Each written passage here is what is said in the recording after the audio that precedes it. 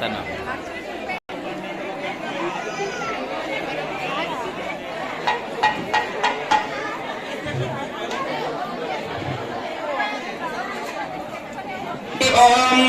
स्थापयामि पूजयामि ओम इंद्राय नमः ओम अग्ने नमः यमाय नमः नैऋत्याय नमः वरुणाय नमः वायुवे नमः कुबेराय नमः ईशानाय नमः मध्य अश्वनक्षत्रो देवताभ्यां नमः अभयंकरमावाहय स्थापयामि पूजयामि वैश्वानराय रावारि तन्नो हव्य प्रचोदयात्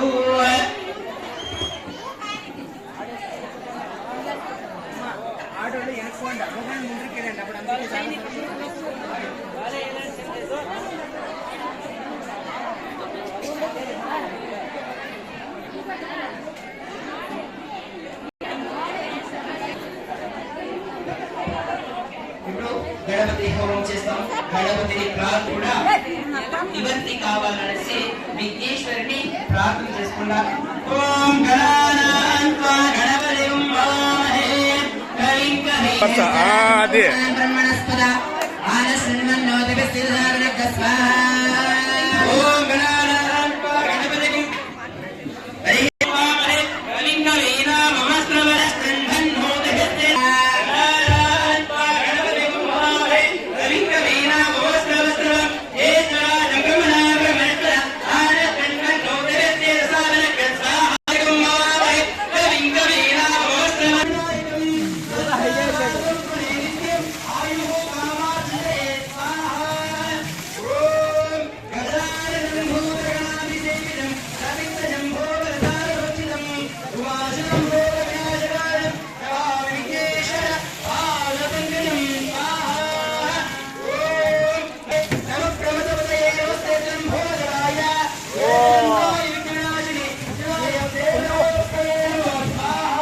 అన్నా వచ్చిన చూసిందే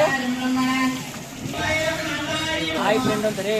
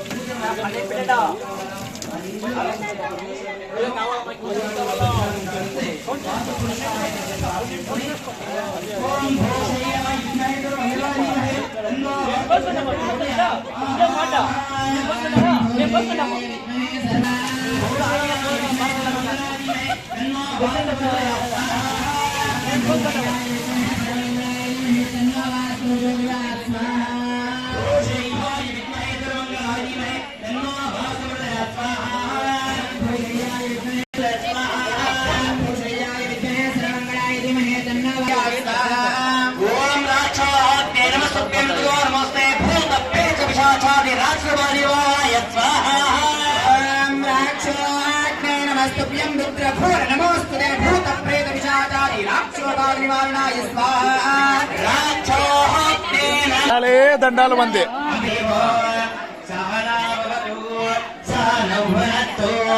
ఓం శాంతి శాంతి శాంతి ఓం సహస్రశీర్షా పురుషః సహస్రాంగ సహస్రపాద్ భూమిం విశ్వతో కృత్వా అత్యతిష్టదశాంగులం పురుషయేదేదకం సర్వం.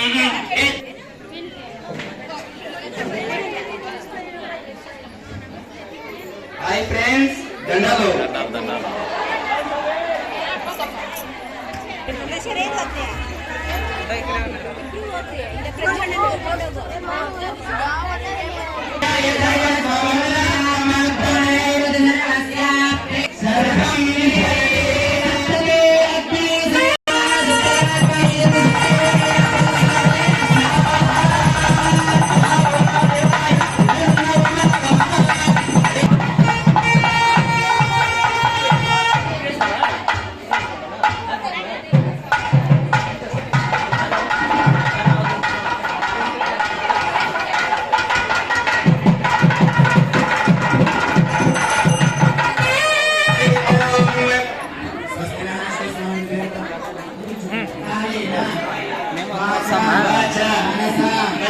ఇంద్రియ ప్రకృతి స్వభావ కరోమి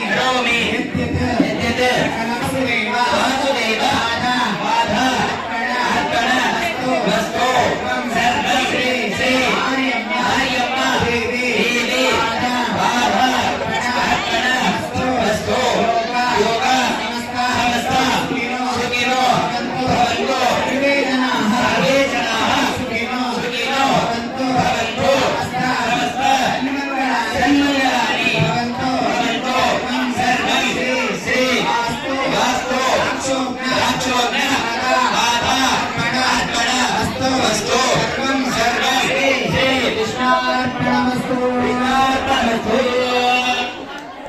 గట్టి వాక్యం.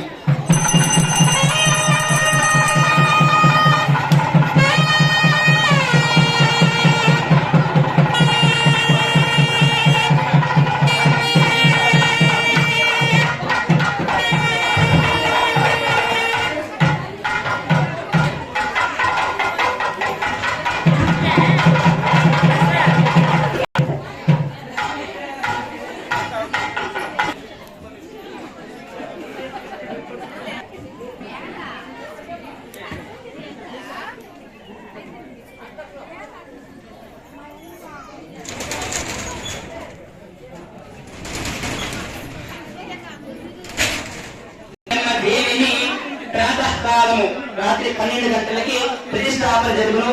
కావున విశేషంగా పొద్దునే 5:30కి గణప్రవాహానికి ప్రాణ ప్రతిష్టాపన కూడా జరుగును. అదే విధముగా మహామంగళారతి పూర్ణాహుతి జరిగిన తర్వాత విశేషముగా స్వామి నుండి ఆ మారమ్మ తల్లి అనుగ్రహం నుండి ముత్తైదులకి గాజులు అర్పణ చేస్తారు. అందరూ కూడా ఈ గ్రామంలో ఉండే ముత్తైదులు కూడా మహామంగళారతి అయిన తర్వాత విశేషముగా అమ్మవారి గాజులు వేసుకుని పోవాలని మరి కోరుచున్నాము. జై గురుదేవ్.